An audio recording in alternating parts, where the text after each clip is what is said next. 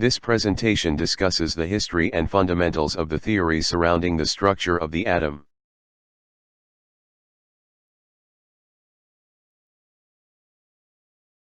The Greek philosophers Democritus, Leucippus, and Epicurus developed the theory of atoms around 500 BC. Democritus called these particles atoms, from the Greek word atomus. These Greek philosophers believed that everything is composed of tiny particles which are indivisible. They also believed that there is empty space between atoms, that atoms are indestructible, and that they are always in motion. One of the first scientists to develop a more advanced model of the atom was John Dalton. In 1810, he described an atom simply as a ball-like structure.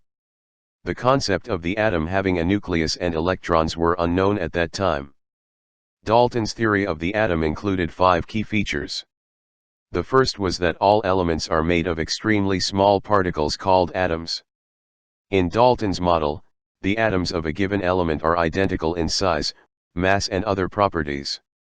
However, atoms of different elements differ in size, mass and other properties. Dalton believed that atoms cannot be subdivided, created, or destroyed. He also said that atoms of different elements combine in simple whole number ratios to form chemical compounds. This was similar to Joseph Louis Proust's law of definite proportions that he proposed in 1799. Finally, in Dalton's model, atoms are combined, separated, or rearranged in chemical reactions. Sir John Joseph Thomson, well known as J. Thomson, was a physics professor at Cambridge University in England. He proposed a new model of the atom in 1904, shortly after his discovery of the electron in 1897. His atomic model, shown in the diagram, became known as the plum pudding model because he described it as a round, jelly-like substance whose total positive charge cancelled out the negative charge of the electrons. In 1904, Japanese physicist Hantaro Nagaoka developed the first planetary model of the atom. He described it as a large, massive, positively charged sphere, encircled by very many lightweight negatively charged electrons as shown in the diagram. Since his model looked like the planet Saturn with its rings, it became known as the Saturnian model. Ernest Rutherford was a physicist who worked with J. Thomson at Cambridge University. In 1911, Rutherford developed a new model of the atom with a tiny, but heavy nucleus. In Rutherford's model, the atom is made up of a central charge surrounded by orbiting electrons, as shown in the diagram. In 1913, Danish physicist Niels Bohr modified Rutherford's model by determining that the electrons moved in specific layers or shells. The Bohr model is shown in the diagram. In Bohr's model, which was refined in 1922, atoms absorb or emit energy when the electrons move from one shell to another. Werner Heisenberg was a German theoretical physicist who worked with Niels Bohr in Copenhagen, Denmark, where he developed his theory of the uncertainty principle in 1927. This principle states that one can never know both the position and velocity of an electron. The uncertainty principle led to a model of the atom with the electrons in a cloud that surrounds the nucleus, as shown in the diagram. Heisenberg is best known as a founder of the quantum theory. Sir James Chadwick was a British physicist who discovered the neutron in 1932. He described the neutron as a particle having about the same mass as a proton, but with no electrical charge. The Chadwick model is shown in the diagram. Chadwick's discovery explained why atoms were heavier than the total mass of the protons and electrons. Through the years following the models previously described, other scientists made additional discoveries that modified and refined the atomic theory. In the current theory, the atom consists of a nucleus surrounded by a cloud of one or more negatively charged electrons that are constantly in motion. The nucleus is the tiny central core of the atom. It contains positively charged protons and neutrons with no charge, as shown in this diagram of the carbon atom. It is now known that the volume of space occupied by the electrons is about 10,000 times larger than the volume of space occupied by the nucleus in a medium-sized atom. This diagram shows that the nucleus of a medium-sized atom has a diameter of 1/1,000,000,000 of a centimeter, or 1 × 10⁻12 centimeter. By comparison, the diameter of the electron cloud is much larger at 300 billionth of a centimeter, or 3 × 10⁻8 centimeter. Today we know that the mass of a proton is more than 1800 times greater than that of an electron. These diagrams show the measured sizes of the proton, neutron, and electron. In the current theory of the atom, protons and neutrons are made up of what are called quarks. These quarks are held together by what is known as the strong force. There are two types of quarks, the down quark, and the up quark. As shown in these diagrams, protons have 2 up quarks and 1 down quark. Neutrons have 2 down quarks and 1 up quark. In the current model, the electrons in atoms are arranged at different distances from the nucleus in a series of energy levels, as shown in the diagram. The total number of electrons always equals the total number of protons in the nucleus.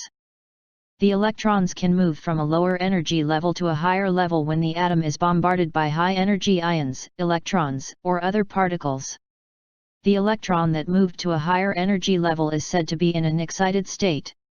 When the electron moves back to its original, or what is called its ground state, the energy it had gained is released in the form of light.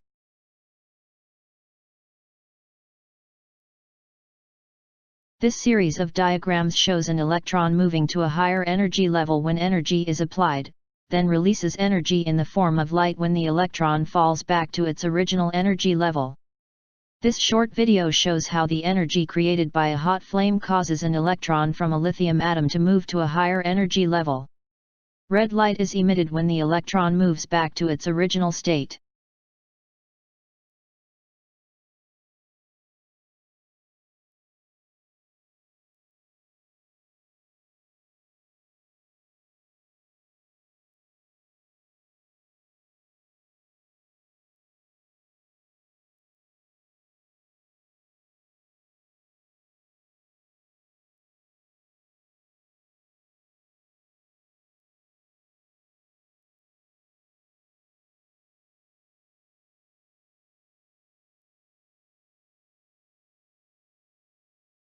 The light produced in this experiment is known as the emission spectrum, and each element has its own unique emission spectrum. An element can be identified by the color it produces in this type of flame test. In the current atomic model, each energy level contains a finite number of electrons. There are rules governing the number of electrons in each level. The first level contains a maximum of 2 electrons, while the second level contains a maximum of 8 electrons. Larger elements have additional energy levels. The last level contains what are called the valence electrons.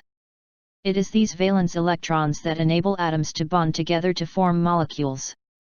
The valence electron energy level contains a maximum of 8 electrons. Chemical bonding takes place between atoms that have less than 8 valence electrons.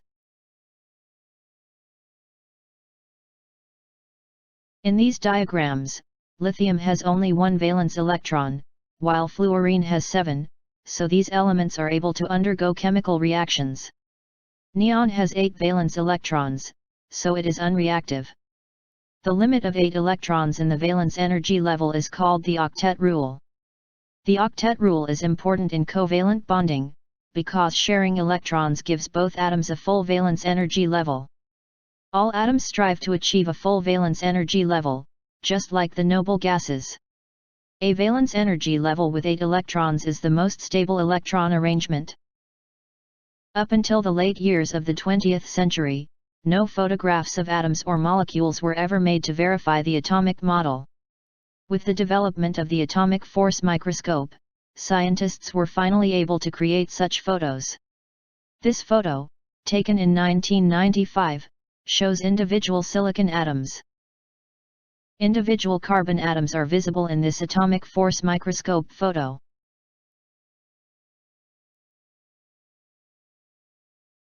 In 2009, scientists at the Kharkov Institute for Physics and Technology in the Ukraine created the first detailed images of carbon atoms showing two arrangements of the electron clouds. These photos were taken using the field emission electron microscope. This photo shows an image of a single atom of the metal strontium suspended in electric fields. It was taken in 2018 by Professor David Nadlinger at Oxford University in England.